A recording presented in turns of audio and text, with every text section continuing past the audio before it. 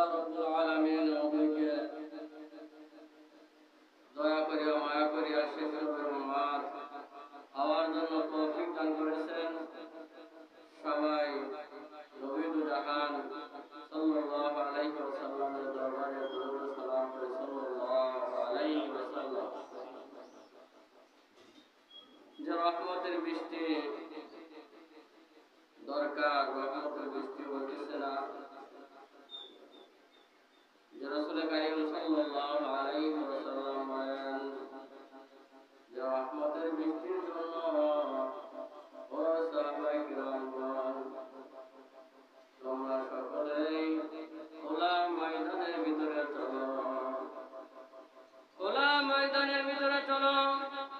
রহমতের বৃষ্টির জন্য আল্লাহ রাব্বুল আলামিনের কাছে দুই রাকাত নামাজ পড়িয়া আল্লাহ রাব্বুল আলামিনের কাছে রহমতের বৃষ্টি আমরা চাইব। আল্লাহ সাল্লাল্লাহু আলাইহি ওয়াসাল্লাম বলেন যে আয়েশা রাদিয়াল্লাহু তাআলা বলেন যে আল্লাহ রাসূল সাল্লাল্লাহু আলাইহি ওয়াসাল্লাম বৃষ্টি দোয়া আল্লাহুম্মা সাইয়্যিবান নাফিআ, ছোট একটি দোয়া। দোয়া ছোট কিন্তু অর্থ এমন বিশাল অর্থ, এমন গুরুত্ব অর্থ। আল্লাহুম্মা সাইয়্যিবান নাফিআ, হে আল্লাহ আমাদেরকে উপকারিতার বৃষ্টি দান করুন। যে বৃষ্টি দ্বারা উপকার হইবে, যে বৃষ্টি দ্বারা ফসলের জন্য উপকার, সেই বৃষ্টি আমাদেরকে দান করিয়া দেয়। যেটা বৃষ্টির দোয়া। যাবার বৃষ্টির যে খুতবার ভিতরে বৃষ্টির খুতবা হয়েছে, বৃষ্টির খুতবা হয়েছে যে আমরা বিভিন্ন বান্ত বিভিন্ন যে কার্যকলাপ আমরা করি, যে আমরা রব্বুল আলামিন কোরআন কারীমে বলেন ইন্না শিরকা লাযুলমুন আযীম, যে আমি আল্লাহ রব্বুল আলামিন সমস্ত গুনাহ বান্দার মাফ করে দেব, কিন্তু আমি আল্লাহ রব্বুল আলামিন যে আমার সাথে শিরক করবে, যে ব্যক্তি আমার সাথে শিরক করবে তওবা করা না ব্যতীত আমি আল্লাহ রাব্বুল আলামিন তাকে ক্ষমা করব না। যে ব্যক্তি গাছের পূজা করবে, চন্দ্রের পূজা করবে, এই পূজাকারীদেরকে শিরক বলা হয়, কাফের বলা হয়, মুশরিক বলা হয়।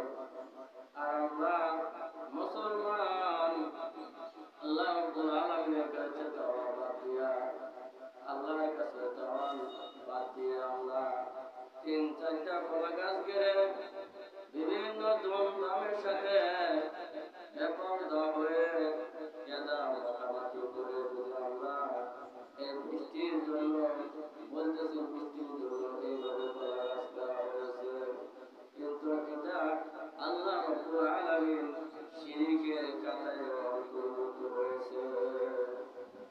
এটা শিরক ছাড়া আর কোনো কিছু না। যে আল্লাহ রাব্বুল আলামিন বলেন হে আমার হাবিবুল্লাহ, আপনি আপনার উম্মতদেরকে বলে দেন যদি যে যে এলাকার ভিতরে শিরক বেশি বেশি হয়, শিরকের কাজ বেশি বেশি হয়, আমি আল্লাহ রাব্বুল আলামিন সেই জায়গার ভিতরে গজব নাযিল করতে থাকি।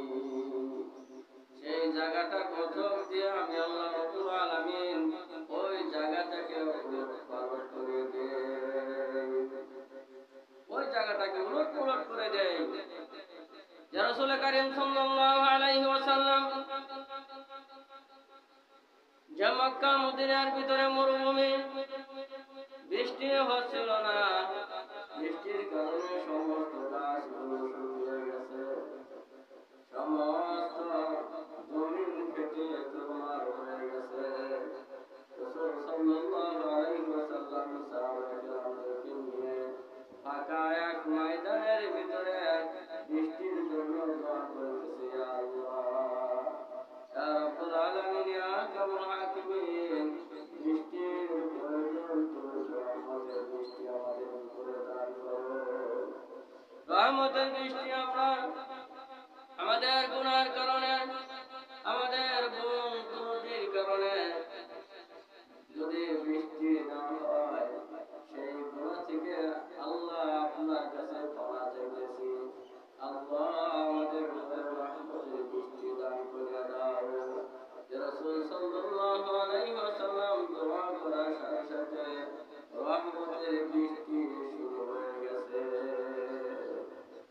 এমন রহমতের বৃষ্টি শুরু হয়ে গেছে, রাসূল সাল্লাল্লাহু আলাইহি ওয়াসাল্লাম যেই ময়দানের ভিতরে, যে খোলা মাঠের ভিতরে নামাজ আদায় করছেন, সেই নামাজের থেকে সাহাবায়ে কিরাম বাড়িতে বৃষ্টিতে ভিজে ভিজে চলে আসছে। এমন বৃষ্টি তারা মদিনার ভিতরে বলতে বলতে পানি জমে গেছে। পানি জমার পর রাসূল কারীম সাল্লাল্লাহু আলাইহি ওয়াসাল্লামের কাছে আবার দরখাস্ত দিয়েছে, ইয়া রাসূলুল্লাহ, ইয়া হাবিবাল্লাহ, যে আমরা বৃষ্টির জন্য নামাজ আদায় করলাম, আল্লাহ রাব্বুল আলামিন এই বৃষ্টি তো আর থামতেছে না। তখন রাসূল কারীম সাল্লাল্লাহু আলাইহি ওয়াসাল্লাম বললেন, ও সাহাবীরা, দেখো যে আল্লাহ রাব্বুল আলামিন রহমতের বৃষ্টি বর্ষণ করিতেছে। এই রহমতের বৃষ্টিকে আবার উল্টা দোয়া করা যায়। এইভাবে আমি রাসূল সাল্লাল্লাহু আলাইহি ওয়াসাল্লাম আর আমি দোয়া করব না। আল্লাহ যদি চায় এই বৃষ্টির অন্য জায়গাও দিতে পারে। তখন রাসূল কারীম সাল্লাল্লাহু আলাইহি ওয়াসাল্লাম বললেন, ইয়া রাব্বুল আলামিন, ইয়া আরহামার রাহিমিন, যত পরিমাণে রহমত দরকার তত পরিমাণে রহমত আমাদেরকে দান করে দেন।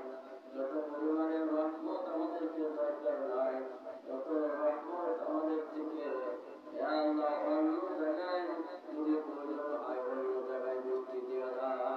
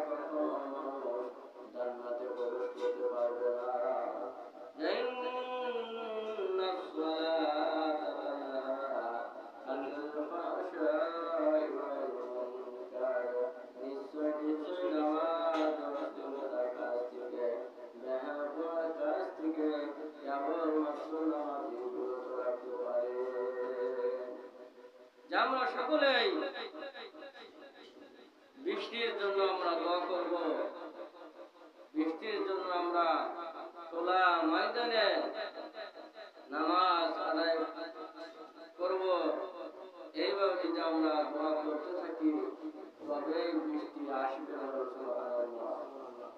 আর শিরিক দ্বারা যে আমরা যেসব কাজগুলো করি সেই সব কাজের দ্বারা কখনো বৃষ্টি আসা অসম্ভব, বৃষ্টি আসবে না। আমরা সেদিক থেকে আমরা বিরত থাকবো। আর আমরা প্রত্যেকেই ইমানদার হিসাবে ইমানকে আমরা মজবুত করবো, একে অপরকে নামাজের আহ্বান করবো, নামাজের দাওয়াত দিব যে নামাজ ছাড়া আমাদের আর কোনো উপায় থাকবে না। নামাজে হইল মুমিনের হাতিয়ার, মুমিনের হাতিয়ার হইল নামাজ। সুবহানাল্লাহ। আল্লাহ রাব্বুল আলামিন আমাদেরকে তৌফিক দান করুন। ওয়া আখিরু দাওয়ানা আলহামদুলিল্লাহ।